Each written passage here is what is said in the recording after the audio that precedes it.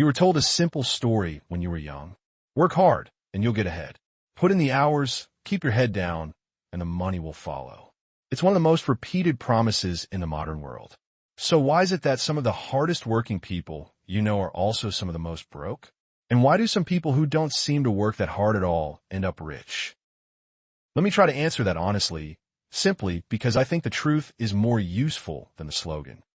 First, let's be fair to the slogan. Hard work matters.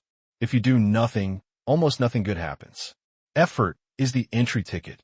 The problem isn't that hard work is useless. The problem is that we've been sold hard work as the whole equation, when it's really just one variable among several. And when you only optimize one variable, you can run as fast as you want in the wrong direction. Here's the first thing nobody tells you. Not all work is paid the same, and the difference has very little to do with how hard it is. Think about it. A night shift cleaner works brutally hard. A person who owns 10 vending machines barely works at all. Yet the second person may earn far more. The cleaner is selling time. The vending machine owner is selling the output of a system that runs without them. This is the single most important distinction in the whole question of money, and most people go their entire lives without ever hearing it named clearly. When you trade your hours directly for money, your income has a ceiling because you only have 24 hours in a day and you need to sleep through some of them. There's a hard mathematical limit on how rich you can get by working harder because there's a hard limit on how many hours you can work. So if hours have a ceiling, what doesn't? The answer is ownership. And this brings me to an economist whose work changed how I see this entirely. In 2013, Thomas Piketty published a book called Capital in the 21st Century. It became famous for one short, almost ugly little formula. He wrote it as R greater than G. Let me decode that because it sounds intimidating and it really isn't. The R stands for the return on capital, which just means the money you make from owning things like stocks, real estate, or a business. The G stands for the growth of the economy, which roughly tracks how fast wages, how fast salaries tend to rise. Piketty's argument, backed by centuries of tax records, was that across history the return on owning things, R, has usually been larger than the growth of wages G. Read that again, slowly. The money made from owning has historically grown faster than the money made from working, which means if you only ever work for wages, you are structurally on the slower of two tracks. Not because you're lazy, because of the math of the system you're standing in. Now, this isn't an argument that work is pointless. It's an argument that the goal of work, for most of us, should eventually be to convert some of what we earn into things that earn on their own. The carpenter who saves and buys a second van that another carpenter drives has quietly stepped from one track onto the other. The teacher who invests a slice of every paycheck into a broad index fund is doing the same thing, just slower and quieter. They're turning labor into ownership. That's the bridge. But here's where it gets genuinely uncomfortable, and I want to be honest rather than motivational. Even ownership and effort together don't fully explain who gets rich. There's a third ingredient we hate to talk about because it punctures the story we like to tell about ourselves. That ingredient is luck. Robert Frank, an economist at Cornell, wrote a whole book about this called Success and Luck.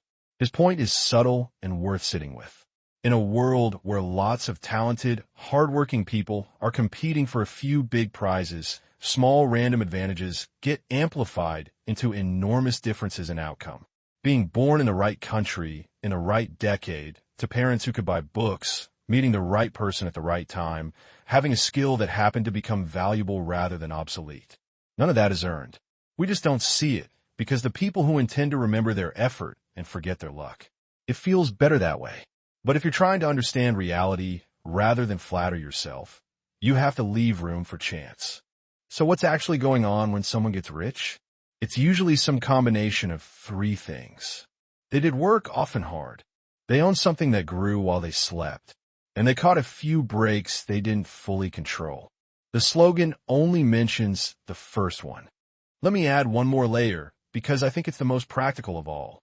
There's a writer named Morgan Housel who wrote a book called The Psychology of Money, and he makes a point that quietly contradicts the whole hustle culture. He argues that getting wealthy and staying wealthy are two completely different skills. Getting wealthy can require taking risks, being optimistic, putting yourself out there. But staying wealthy requires the opposite. It requires humility, patience, and a kind of fear that what you have can be taken away.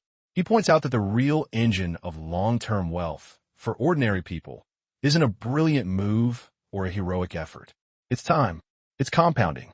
It's leaving money invested and not touching it for decades while it doubles and doubles again. And compounding is almost insultingly boring.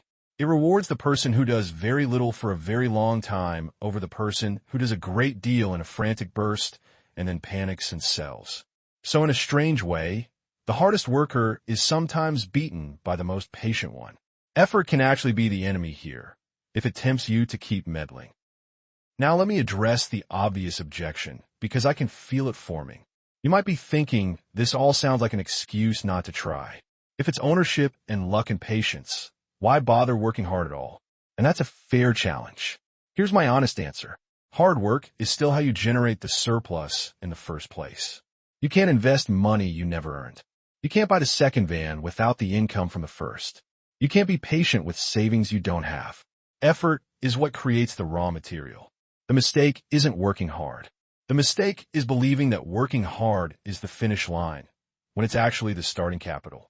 Adam Smith saw a version of this back in 1776 in The Wealth of Nations, when he described how a worker becomes vastly more productive not just by trying harder, but by being placed inside a smarter system, the division of labor.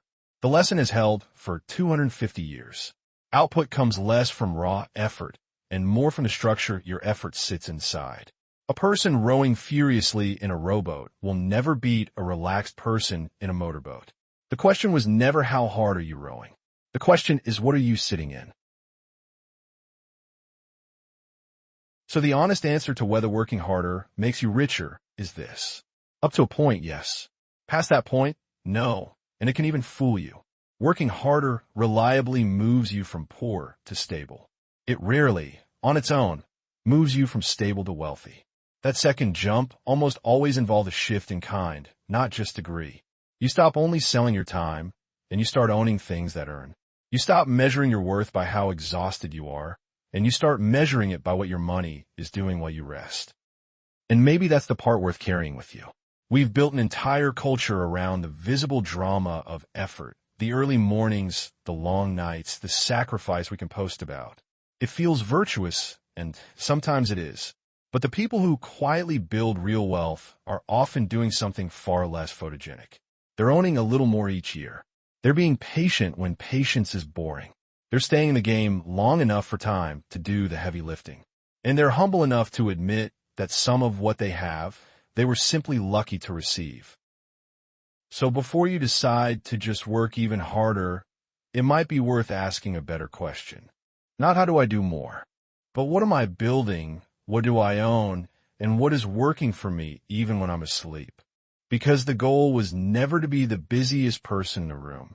The goal, I think, was always to one day not have to be in the room at all.